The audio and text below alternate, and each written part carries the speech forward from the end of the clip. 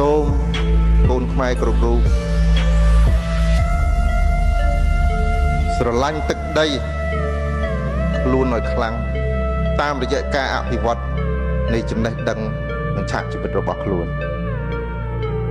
ពេលខ្លះអ្វីដែលគួរឲ្យសោកស្ដាយបំផុតបរទេសខ្លះ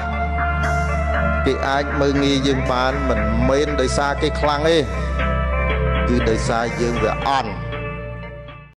បាទសួស្តីពុកម៉ែបងប្អូនបាទរួមគ្នាការពារជាតិយើងបាទបងប្អូនចាំប្រយោគមួយឃ្លានេះបានទេលោកមានសង្កេតការហើយមិនមែនខ្មែរយើងអន់ទេមិនមែនខ្មែរយើងមិនខ្លាំងទេខ្មែរយើងខ្លាំងណាស់គ្រាន់តែថាខ្មែរយើងមួយរយៈក្រោយនេះគឺមិនមានការសាមគ្គីគ្នាជាធ្លុងមួយដើម្បីថែទាំការពារប្រទេសជាតិបាទដូច្នេះហើយការបែកបាក់សាមគ្គីគឺវានាំឲ្យជាតិសាសន៍គេដតីគេមើលងាយបងប្អូនបាទគេចង់ឈ្លានពានដណ្ដើមយកបាទដូច្នេះមានតែការសាមគ្គីទេបងប្អូនសង្កេតការរបស់ព្រះអង្គពិតជាមានន័យជ្រាលជ្រៅណាស់បងប្អូនដើម្បីដាស់សតិឲ្យប្រជាពលរដ្ឋយើងចេះសាមគ្គីគ្នាឡើងវិញនិងជាធ្លុងមួយដើម្បីការពារជាតិយើងបាទតែឥឡូវនេះងាកមកអក្សរឆ្លាក់របស់យើងវិញបាទបងប្អូននេះគឺជាការឆ្លាក់ពីរពណ៌បងប្អូនបាទការឆ្លាក់ពីរពណ៌ដើម្បីសម្រេចនៅប្រយោគនិងពាក្យឃ្លាដែលយើងតាក់តែងសរសេរមកបាទដូច្នេះយើងត្រូវប្រើហ្វឺតពីរពណ៌គឺពណ៌ទី1ខៀវទឹកប៊ិចចំណែកឯពណ៌ទី2គឺទឹកសមុទ្របាទវគ្គនេះគឺជាប្រយោគឃ្លាមួយដែលមានចំណងជើងថារួមគ្នាការពារជាតិបាទពិតជាមានន័យណាស់បងប្អូនដូច្នេះការឆ្លាក់របស់យើងគឺមាន2លំដាប់បាទ2លំដាប់2ដំណាក់ណាបងប្អូនបាទ2ដំណាក់អញ្ចឹងដំណាក់ទី1នោះយើងគូសមួយកណាត់ចុះក្រោមគឺពណ៌ខៀវទឹកប៊ិចបាទចំណែកឯមួយកណាត់លើទៀតគឺទឹកសមុទ្រយើងខាត់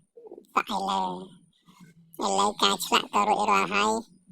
មកដល់ចំណុចនេះគឺយើងត្រូវថែមស្រមោលបងប្អូនដើម្បីឲ្យអក្សរយើងនេះមានភាពរស់រវើកនិងមើលទៅផុសអណ្ដែតស្អាតស្រស់ស្អាតនោះបងប្អូនត្រូវដាក់ស្រមោលដែរការដាក់ស្រមោលនេះគឺតាមការចំណង់ចំណូលចិត្តរបស់បងប្អូនប្រសិនបើបងប្អូនចង់ដាក់ស្រមោលនៅលើអក្សរក៏បងប្អូនដាក់មកបើបងប្អូនចង់ដាក់ក្រោមអក្សរគឺក៏ស្រេចតែចិត្តរបស់បងប្អូនដែរបាទនេះខ្ញុំសូមលើកយកនៅការដាក់ក្រោមអក្សរបងប្អូនបាទនេះហើយជាការដាក់ស្រមោលរបស់ខ្ញុំដូច្នេះសូមបងប្អូនធ្វើតាមម្ដងអក្សរមួយម្ដងមួយអក្សរដើម្បីសម្រេចនៅគោលដៅរបស់បងប្អូនបាទនេះគឺជាពាក្យដែលយើងឆ្លាក់រួចហើយហ្នឹងគឺមានន័យថារួមគ្នាការពារជាតិបាទឥឡូវយើងថែមជ្រុងនៃអក្សរបន្តិចមកបាទឲ្យវាមានជ្រុងអានេះជាស្ទាយទេបងប្អូនបាទយើងចង់បានស្រួចអញ្ចឹងយើងថែមមានតិចមកយើងមើលទៅវាអក្សរយើងរស់រវើកវាស្រួចស្មើគ្នាបងប្អូនបាទដូច្នេះវាមិនមានអីក្រៅពីការព្យាយាមសរសេរជារឿយៗទេបងប្អូនកាលណាយើងព្យាយាមសរសេរជារៀងរាល់ថ្ងៃហាត់ពត់ដៃយើងនឹងសរសេរបានស្អាតបងប្អូនខ្មែរគ្រប់រូប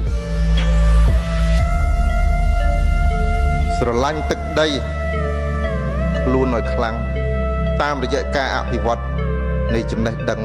និងឆាកជីវិតរបស់ខ្លួនពេលខ្លះអ្វីដែលគួរឲ្យសោកស្ដាយបំផុតបរទេសខ្លះគេអាចមើលងាយយើងបានមិនមែនដោយសារគេខ្លាំងទេ គឺដោយសារយើងវាអន់